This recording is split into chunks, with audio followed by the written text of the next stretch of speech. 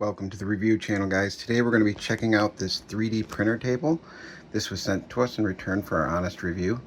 And guys, I really like this table. Not only does it have a pretty big surface area on top that fits my printer and my AMS, and a little extra space up front if I need it, but it also has all this storage for my filament. And I'll tell you what, it was a mess before this.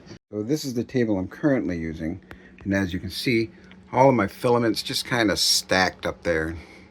And it tips over and it gets tangled and it's just not working. I did have to assemble it, but it was pretty quick and simple. That was actually a lot easier than I thought it was going to be.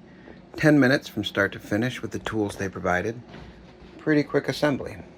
Now let's get my equipment on here. And now that everything else is on here, this thing looks way more organized than I had it before.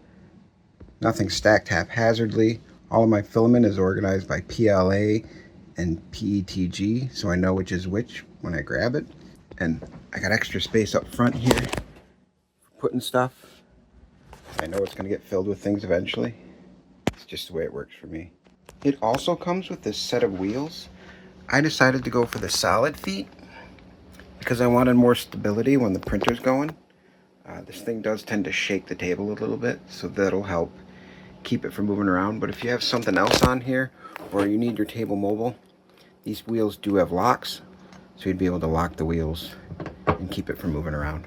It also has this nice pocket where I can keep all of my tools and books for my 3D printers, so I don't lose them like I usually do.